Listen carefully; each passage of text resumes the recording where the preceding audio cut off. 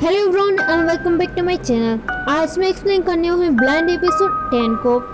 Episode की starting में हम देखते हैं कि वो किलर उसी जूरी मेंबर के फोटो में से चोहिन का फोटो उठा लेता है। फिर हम संगरियन को देखते हैं जो कि उसी किलर की जगह पर जाता है जहाँ पर ताहियो को मर्डर हुआ था। तभी वो सभी जगह चेक करने लगता है। तभी उसी दीवार पर लिखा हुआ होता है कि just kill me please number 11, 12 and 30 और इसे कुछ हिंजू लिख रहा होता है। तभी वहाँ पर एक और बच्चा आ जाता है और ये सब कुछ संगरियन देख रहा होता है और वो छोटा बच्चा संगरियन ही होता है। तभी युनजे उसका हाथ पकड़ लेता है और उसे हेल्प के लिए कहता है। तभी संगरियन वहाँ से भाग जाता है।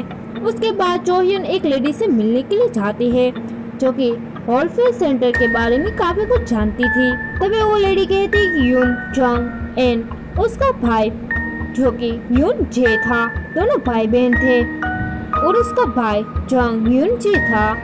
चोहियन कहती कि वो कितने साल का था। तभी वो लेडी कहती कि वो 9 साल का था।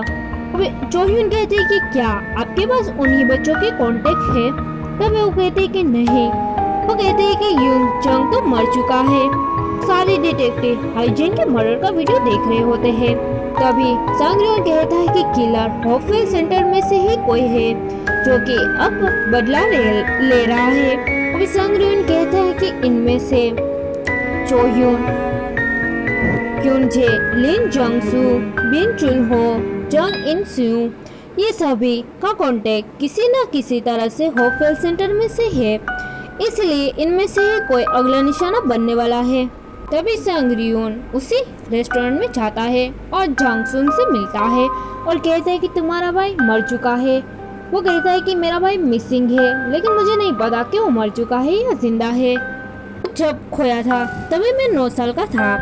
तभी संगरियन कहता है कि तुम्हारे पेरेंट्स अभी कहाँ पर हैं? तभी वो कहता है कि मेरे कोई पेरेंट्स नहीं है बल्कि मैं अकेला रहता हूँ। तभी वो कहता है कि क्या तुम्हारे पेरेंट्स का कोई कनेक्शन हॉफवेल सेंटर से है?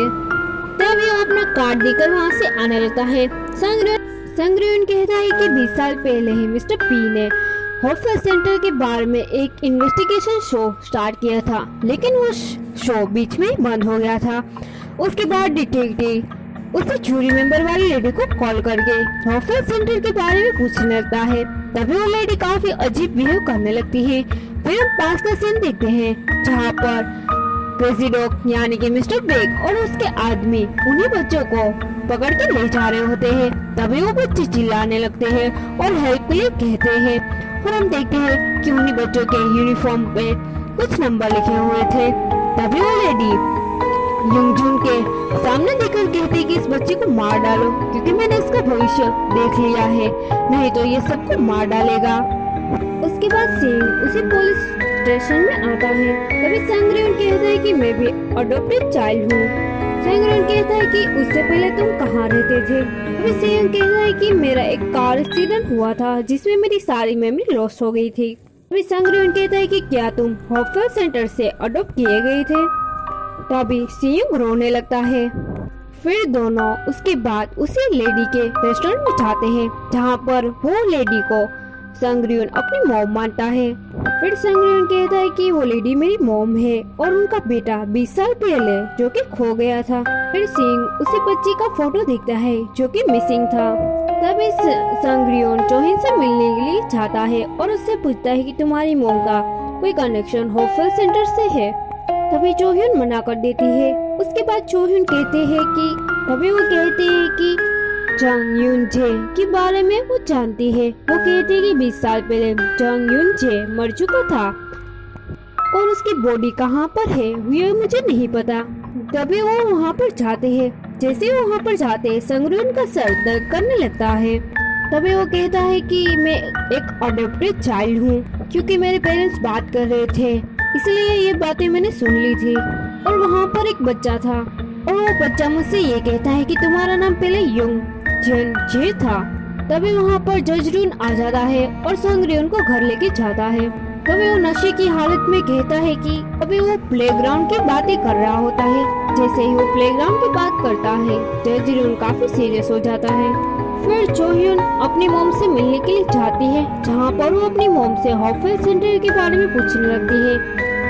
फिर वो ये पूछती है कि क्या डैड का कनेक्शन हॉफवेल सेंटर से था। तभी मिस चो पूछती है कि तुम ये सब क्यों पूछ रही हो। तभी चोह्युन अपने डैड के बारे में पूछने लगती है। उसके बाद सारे डिटेक्टिव उसी वेडिंग के सीसीटीवी कैमरे चेक करते हैं। इसमें ताहियों के बाद किसी एक पर्सन को उसी रूम से निकलते हुए देखते हैं। तभी सांगरियन क्रेजी डॉग्स से बात करता है। तभी यंगजे का डेथ रिपोर्ट दिखाता है। तभी मिस्टर बेग अपने आदमी से मिलने जाता है और उसे कुछ कहता है और वो आदमी हॉस्पिटल में जाता है। सांगरियन उसका पीछा करता है और मिस चो, मुझे नहीं पता यंगजे कहाँ है, तुम कभी भी मत आना और वापस मत आना। और वो कहकर वहाँ से चल जाती है। वो काफी डरी हुई होती है। तभी सांगरियन के पास हॉफवेल सेंटर के बारे में पूछने लगता है। तभी मिस्टर कहते हैं कि ये नेकलेस तुम्हारे पास कैसे आया। तभी वो कहते हैं कि क्या आप इस नेकलेस के बारे में कुछ जानती है। तभी वो कहती कि ये नेकलेस मैंने युंगजिंग को दिया था। सांगरियन कहता है कि आप ये जानती है।